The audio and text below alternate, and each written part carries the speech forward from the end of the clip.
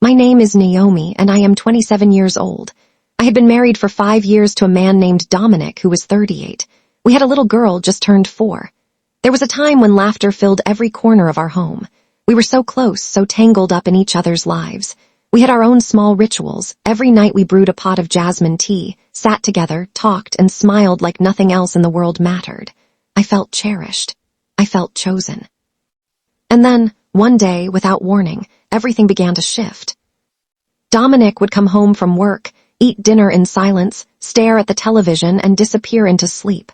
Weekends became strangers to us too. He buried himself in his home office or vanished somewhere, always with an excuse. Meetings, he said. Exhaustion, he said. He ran his own company with dozens of people answering to him. He used to let me help him with the paperwork, the finances, the little details of his world. Now I stayed home with our daughter while he built walls I couldn't see through. He told me he didn't need help anymore.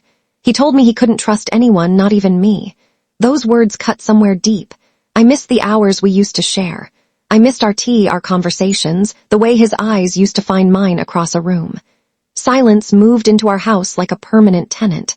I kept smiling. I kept trying to be strong. But my heart had grown heavy, and I felt like a stranger inside my own home. I knew I had to do something. One evening, I sent our daughter to stay with my mother. I wanted just the two of us alone the way we used to be. I told myself maybe he simply needed rest. I cooked his favorite meal. I wore the dress he once said he loved. I did my hair, put on a little makeup, and waited. He came home late. He said nothing about how I looked. He ate in silence and went straight to bed. Tears burned behind my eyes. My heart pounded in my chest. I knew I had to speak. I followed him to the couch and asked softly, "Can we talk?" He looked startled, then said, "All right, let's sit." I tried to stay calm. I didn't want to fight. I didn't want to cry, but my voice shook anyway. I told him, "You don't smile anymore. You don't really see me. You feel so far away." He looked down and said nothing. I waited. Then I asked the question that had been circling my mind for weeks. "Do you still love me?" He looked up and said, "Of course I do. I'm just tired. Work has been brutal. My head is never quiet." I listened, but something inside me still felt unsettled, still felt afraid, so I asked the question I never wanted to ask. "Is there someone else?" His eyes widened. He answered fast, too fast.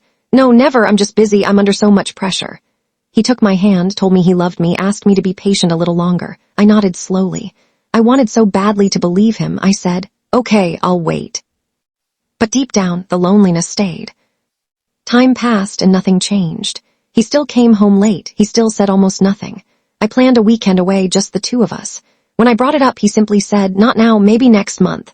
That night I sat alone in the dark. The house was silent except for the ticking of the clock. I whispered to myself, asking why love could feel this lonely.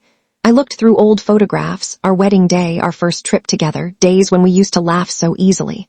Where had it all gone? I felt invisible. I sent our daughter to my mother's again and waited for him to come home. When he finally did, he walked straight past me into his office. No greeting, no smile, just a closed door. I stood there with my hand raised to knock, then stopped myself and walked away. I sat back down in the kitchen, holding a cup of cold tea. Tears slipped down my cheeks. I thought, maybe he doesn't see me at all anymore. I started to wonder, was this still a marriage, or just two people sharing the same address? I woke up early one morning to find he had already left, no kiss, no goodbye. I lay there staring at the ceiling, my heart tired rather than angry. I got up, made breakfast for our daughter, smiled for her, played with her while quietly falling apart inside. I felt like a shadow of myself, like I had stopped existing. That afternoon, I wrote him a short letter. It said, "I still love you, I still hope for us, but I can't keep being the only one trying. I miss your heart more than your presence." When he came home that evening, I smiled and asked gently if he wanted to take a walk with me. He looked at me, cold and worn out, and said, "Not now, Naomi, maybe later." I nodded, but something inside me quietly cracked. That night, I packed a small bag clothes for myself and for our daughter. I left a note on the table. It was time to find myself again. The note read, "You asked me to wait. I did. I waited with love, with patience, and with tears. But now I have to go. I'm not leaving forever. I just need to feel whole again. I need to be seen." I closed the door softly behind me. The night air outside felt cool and clear. I held my daughter's small hand and we walked toward silence, not away from love, but toward healing. I didn't know what would come next, but I knew I couldn't keep disappearing. I needed to feel like myself again. I needed to breathe. I needed to feel alive.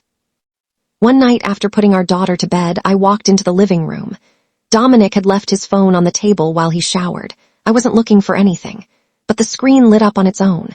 A message appeared from a woman. It said, "I miss you. Did you think about me today?" My hands trembled. My eyes filled with tears. I didn't open the message. I didn't need to. My heart already knew the truth.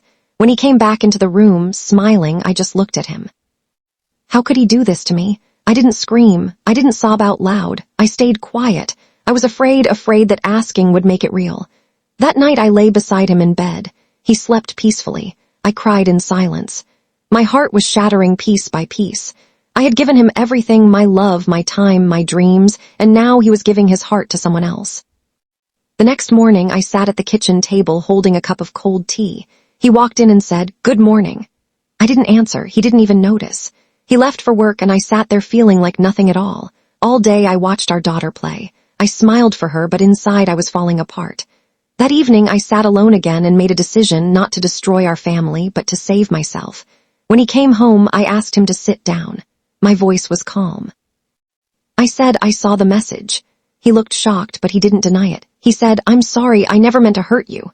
That was the truth I had feared all along, the silence, the distance, the pain, all of it real. I stood up and said, "I need time, I need to find myself again." That night, I packed a bag. I took our daughter to my mother's house. It hurt more than anything I had ever felt. But I knew this was the moment. Sometimes love isn't enough. Sometimes choosing yourself is the bravest thing you can do. And I chose to heal. I chose to be whole. I chose to be seen. Thank you for reading my story. If it touched your heart and you'd like to hear more real, emotional stories told in simple English, please subscribe to my channel, English Stories with Naomi. I'll be here, waiting for you in the next story with more words that feel like home.